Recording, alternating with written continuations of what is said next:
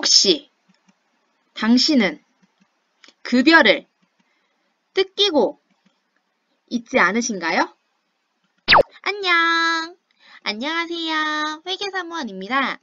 오늘은 약속드렸던 차액 초년생을 위한 급여 명세서 보는 방법을 알려드릴게요. 은행 이율? 풍차 돌리기? 주식? 뭐가 중요합니까?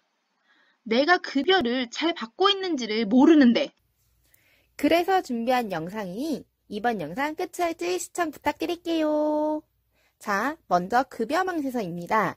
형식은 회사마다 다를 수 있어요. 그렇기 때문에 기본 양식이라 생각하시고 봐주시기 바랍니다. 우선 이제 왼쪽에 있는 내역들이 회사에서 본인에게 지급하는 내역이에요.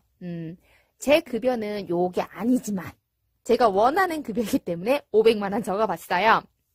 이제 왼쪽에 있는 부분은 이제 기본급이나 상여, 식대 등 이제 추가 근로수당 같은 회사에서 나에게 줘야 되는 부분이 있는 금액입니다. 이 금액에 곱하기 12를 한 게 우리가 흔히 말하는 세전 연봉, 요게 바로 이 금액인 거죠. 요 금액에서 이제 요쪽 부분에 있는 공제 내역을 차감한 금액이 우리가 쉽게 생각하는 내 통장에 바로 꽂히는 금액, 그 금액인 실수령액입니다. 이쪽에 있는 공제 내역은 보시는 것처럼 국민연금, 건강보험, 고용, 장기요양보험으로 된 4대 보험 내역과 소득세와 지방소득세가 있습니다. 그래서 우리가 특히 신경 써야 되는 부분, 내가 회사로부터 내 급여를 잘 받고 있는지 아닌지 요거를 확인할 수 있는 부분인 이 공제 내역에 대해서 오늘 알아보려고 합니다. 그럼 이제 요 부분 내용 설명해 드릴게요. 먼저 4대 보험입니다. 4대 보험은 국민연금, 건강보험, 고용보험, 산재보험으로 구성이 되어 있습니다. 하지만 급여 명세서를 실제로 보시면 국민연금, 건강보험, 고용보험 이렇게 세 가지는 있지만 고용산재, 이 산재보험이 없고 장기요양보험이라고 다른 보험이 있습니다. 그 이유는 우리 산재보험 같은 경우에는 근로자가 납부해야 되는 금액은 하나도 없이 고용주, 즉 사장님께서 납부를 하셔야 되는 금액이 100%입니다. 저도 이제 회계 일을 하다 보니 다른 일반 회사들한테 급여 대장을 받아서 일을 진행하는 경우들이 되게 많아요. 이때 보면 제가 일을 한 지 이제 몇 년 됐는데 그 중에서 딱 한 번, 그럼 더 있을 수도 있는 거죠. 딱 한 번 어떤 회사는 요 산재 부분은 직원한테 부담을 시키더라고요. 근데 요거에 대해서 문제 삼는 직원이 그 회사에서 딱 한 명 있더라고요. 그러니까는 급여 대장을 볼 줄 모르시니까 내가 내야 되지 않아도 되는 금액을 내고 있다는 걸 모르시는 거죠. 요 부분도 혹시 급여 대장에 산재라는 명목으로 차감되는 게 있는지 한번 확인해 보시면 좋을 것 같아요. 국민연금은 4.5%를, 건강보험은 3.23%를, 고용보험은 0.65%를 차감을 하고요.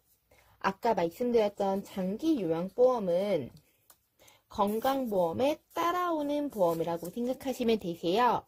그래서 이제 건강보험 납부해야 하는 금액의 8.51%가 장기요양보험입니다. 그렇다면 이 지금 말씀드린 퍼센테이지는 인터넷 검색만 해도 금방 나오잖아요. 그럼 대체 무슨 값에, 어떤 값에 이 퍼센테이지를 곱해서 우리가 급여에서 차감을 하는 걸까요? 요거 지금 또 말씀드리겠습니다. 먼저 가장 간단한 고용보험입니다. 고용보험 0.65%는 아까 보셨던 급여명세서에서 왼쪽 하단에 있는 지급의 개, 요 금액에 바로 곱하시면 돼요. 요거는 해가 바뀌어도 변동이 없습니다. 이제 문제는 국민연금과 건강보험입니다. 이 두 가지는 전년도 소득을 기준으로 납부합니다. 이게 무슨 말인가 싶으실 텐데요.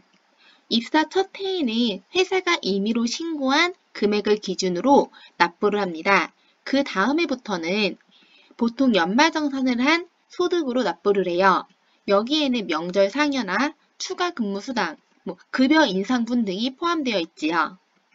건강보험은 내년 3월까지, 국민연금은 내년 6월까지 중간에 급여 변경 신고를 하지 않으면 쭉 끌고 갑니다. 예를 들어 볼게요. A라는 친구가 19년 3월 1일 회사에 입사를 했습니다. 한 달에 100만 원을 받고 근무를 하기로 했어요. 그래서 이제 회사에서는 한 달에 100만 원을 기준으로 4대 보험을 신고를 넣어줬고요. 그럼 이제 3월부터 20년 3월까지 그리고 6월까지 이렇게 쭉 있다고 볼게요. 그럼 19년 3월에 100만 원을 신고를 했는데 중간에 급여 변동이 있어서 급여 변동 신고를 따로 넣지 않는다면 건강보험은 20년 3월까지, 국민연금은 20년 6월까지 이 처음 신고한 100만 원을 기준으로 꾸준하게 납부를 하게 됩니다. 하지만 우리가 19년 근무가 다 끝나면 20년 2월에 연말정산을 하죠. 이 연말정산에는 일단 기본적으로 내가 100만 원을 받고 일하기로 했지만 명절 상여금이 있을 수도 있는 거고 추가 근무 수당이 있을 수도 있고 중간에 급여가 인상이 될 수도 있죠. 이런 금액들이 토탈 다 들어간 금액이 내 1년 소득이라고 해서 신고를 넣게 됩니다. 그럼 이 금액을 가지고 2000년 4월부터 건강보험이 금액이 바뀌고요. 2000년 7월부터 국민연금 금액이 바뀝니다. 근데 여기서 끝이 아니에요. 이제 국민연금 같은 경우에는 매년 연말정산을 한 금액을 기준으로 7월부터 7월까지, 아니 6월부터, 7월, 죄송해요. 7월부터 6월까지 1년간 끌고 간다고 그냥 생각하시면 되시는데, 건강보험은 우리가 정산을 해요. 예를 들어서 다시 말씀을 드릴게요. 우리가 지금 19년 3월부터 20년 3월까지 100만 원을 가지고 납부를 꾸준하게 해왔습니다. 하지만 우리가 연말정산을 했을 때 이분이 실질적으로 한 달에 100만 원 버셨던 것보다는 금액이 조금 더 많이 버셨던 거잖아요. 그럼 이 알파 부분에 대해서 재정산을 해서 2000년 4월에 이 금액에 대해서 납부하는 금액 말고도 요만큼에 대해서 건강보험을 추가로 납부하게 합니다. 이게 우리가 흔히 말하는 4월의 건강보험료 폭탄입니다. 정리를 해보자면 국민연금은 입사 처음에 회사가 임의로 신고해줬던 금액이 있으니 이 금액으로 이 친구가 몇 월 달에 입사했든 상관없이 그 다음에 6월까지 100만 원에 대해서 연금을 4.5% 떼어갑니다. 그리고 7월에는 우리가 이제 2월 달쯤에 연말 정산해서 총 확인된 100만 원의 플러스 알파 부분이 있죠. 혹은 마이너스 알파가 있을 수도 있는 거고요.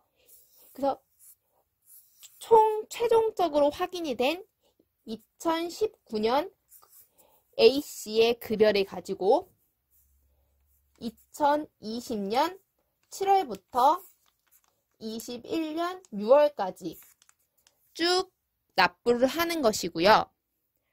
이제 건강보험의 경우에는 100만 원을 가지고 입사 신고를 했다면 20년 3월까지는 100만 원에 대해서 쭉 납부를 하시는데 대신 2000년 4월에는 혹시 이분이 100만 원에 대해서 플러스 알파 부분이 있었다면 알파 부분을 추가 납입을 하시는 거고 혹시나 마이너스 알파였다면 내가 100만 원을 처음 신고했지만 실질적으로 따져보니 95만 원이었다면 5만 원만큼에 대해서 우리가 보험료를 더 납부한 것이니 환급을 해주는 정산 작업을 진행합니다. 그게 지금 국민연금과 건강보험의 차이예요. 그러니까 기본적으로 전년도 소득을 가지고 당해년도 연금과 보험을 납부를 하시는데, 연금은 그냥 정산 없이 꾸준하게 끌고 간다면, 보험은 일단 1년이 지나면서 한 번씩 정산을 하고 간다는 게 차이입니다. 혹시 이해가 안 되는 부분이 있으시다면 댓글 달아주세요. 국민연금공단 사이트와 건강보험공단 사이트에서 본인이 납부해야 할 금액을 확인할 수 있으니 사이트에서 꼭 한 번은 확인해 보세요. 다음 영상에서는 소득세, 소득세에 대해서 알려드릴게요. 그럼 좋아요, 구독 부탁드립니다. 다음 영상에서 만나요.